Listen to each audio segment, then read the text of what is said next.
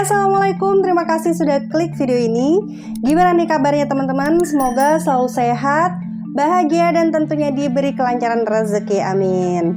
Teman-teman, menginginkan sesuatu tapi tidak ingin bekerja keras, ini adalah masalah yang sering dialami oleh beberapa orang di masa sekarang. Sehingga terkadang mereka ini malah mencari jalan pintas yang tidak baik ya, untuk memenuhi segala keinginannya itu, yang kadang bahkan sampai merugikan orang lain. Nah, gimana kisah lengkapnya? Langsung aja yuk kupas tuntas di channel Rikaro.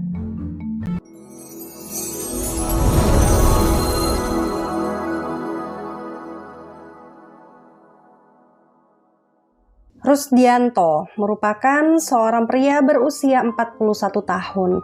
Ia kini tinggal sendirian di sebuah rumah milik bosnya yang berada di Bendul Merisi, Gang Besar Timur, Kecamatan Wonocolo, Kota Surabaya. Awalnya, Rusdianto ini tinggal dengan anak dan juga istrinya. Namun semenjak bercerai dan pisah rumah dengan sang istri, kini Rusdianto memilih untuk hidup sendirian saja. Dan kini Rusdianto telah memiliki seorang kekasih dan dia berniat akan menikahinya dalam waktu dekat.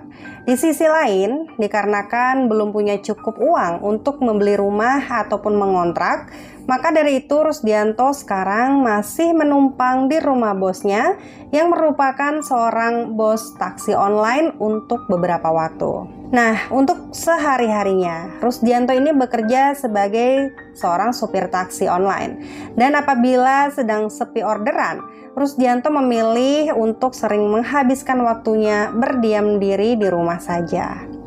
Beberapa temannya mengatakan, Rusdianto ini dikenal sebagai sosok rekan kerja yang ramah, baik, dan cukup pendiam. Dia cenderung jarang atau kurang berkomunikasi dengan orang lain. Namun, meskipun begitu, bila mana dia sedang menunggu orderan, Rusdianto ini pasti menyempatkan waktunya untuk berkumpul sesama supir taksi. Pada tanggal 21 Oktober di tahun 2019, kurang lebih jam 11 siang. Seperti biasa, Rusdianto pun sedang menunggu orderan masuk. Tidak lama setelah itu, Rusdianto tiba-tiba saja mendapatkan orderan dari seorang pria dengan nama akun Bapak Dwi. Diketahui, akun ini meminta kepada Rusdianto untuk mengantarkannya ke daerah Pondok Maritim, Surabaya Selatan. Untungnya, sebelum pergi mengantarkan penumpang, Rusdianto ini terlebih dulu mengabari calon istrinya bahwa dia kini sekarang sedang mendapatkan orderan ke daerah Surabaya Selatan. Dikarenakan tidak ada kecurigaan sama sekali dan seperti orderan pada umumnya, Rusdianto pun berangkat dengan menjemput si penumpang di daerah yang tidak jauh dari lokasinya sekarang. Pada kala itu, Rusdianto ini pergi dengan mengendarai mobil berjenis Suzuki R3. Tanpa sepengetahuan Rusdianto, ternyata nama asli dari penumpang tersebut bukanlah Bapak Dwi, melainkan bernama asli Gianto. Gianto merupakan seorang pria berusia 36 tahun yang tinggal di daerah Desa Babatan, Wiyung, Kota Surabaya. Sedikit informasi tentang Gianto. Gianto ini ternyata adalah pria yang tidak bekerja alias menganggur dan dia hanya luntang-lantung tidak jelas. Nah, akhirnya dikarenakan kepepet masalah ekonomi, dia terlintas dan mempunyai niat jahat untuk merampok barang berharga milik pengendara taksi online. Dan teman-teman, kebetulan taksi online yang dia pesan saat ini merupakan taksi milik Rusdianto. Nah, setelah menjemput si penumpang dan sampai di Maritim, Surabaya Selatan, Gianto tiba-tiba saja meminta kepada Rusdianto untuk mengantarkannya lagi ke daerah perumahan Geraha Family.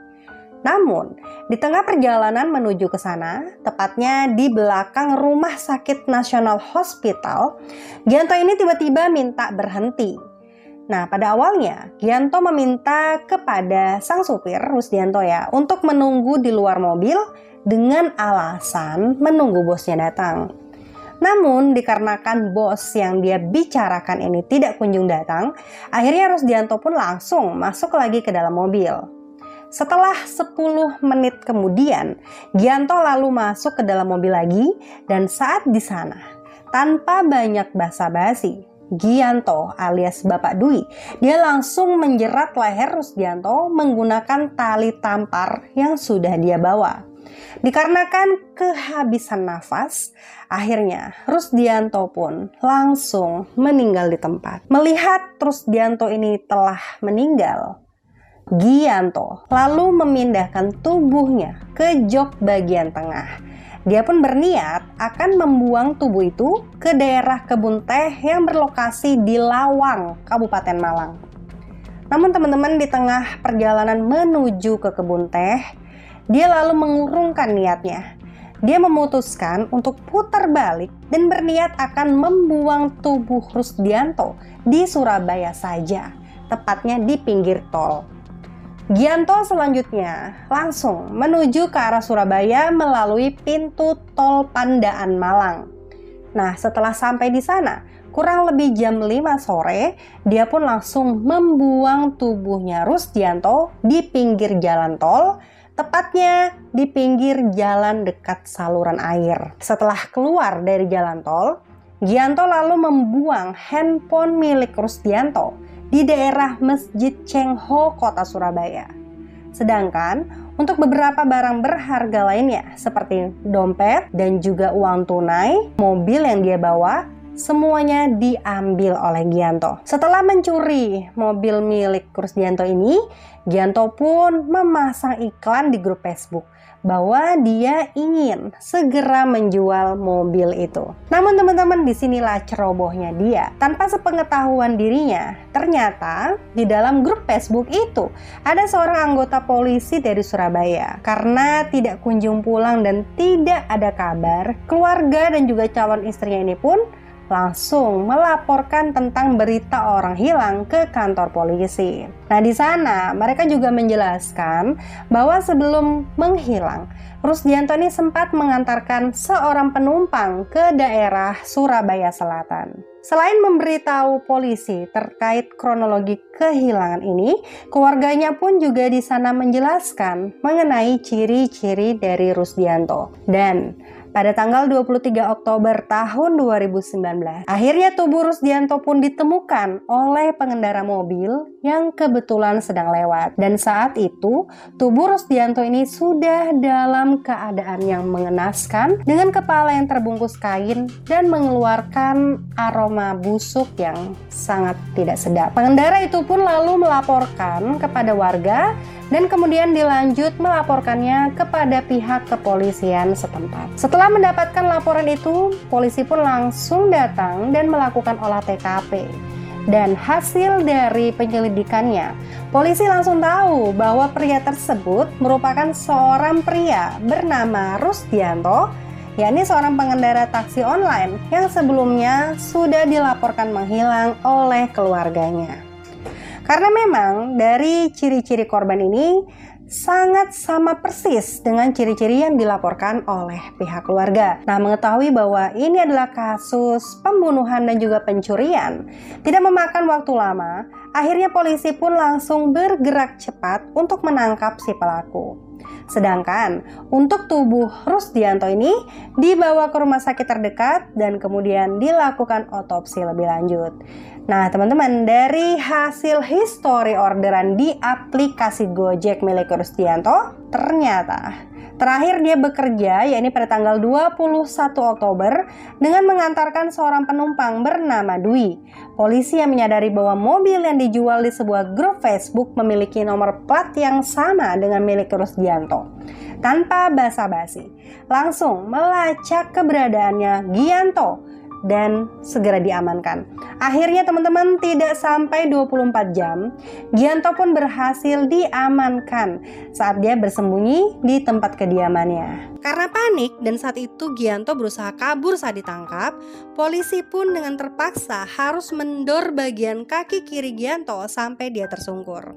Dan di sana, polisi juga berhasil mengamankan barang bukti kuat seperti mobil Suzuki milik Rusdianto, handphone, dan juga dompet milik Rusdianto. Setelah diinterogasi selama berjam-jam di kantor polisi, tidak membela diri sama sekali, kemudian Gianto pun jujur bahwa dialah yang telah melakukan pembunuhan dan perampokan ini. Dia mengaku kepada polisi bahwa motifnya dia melakukan hal ini hanya karena terdesak masalah ekonomi.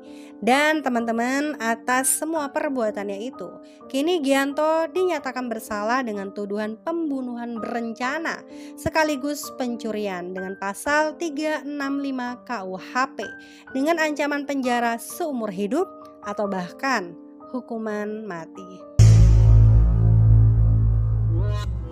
Demikianlah kasus pada hari ini. Gimana nih pendapat kalian dengan kasus kali ini yang kejadiannya tentu saja tidak mengenakan yang diterima oleh Rusdianto.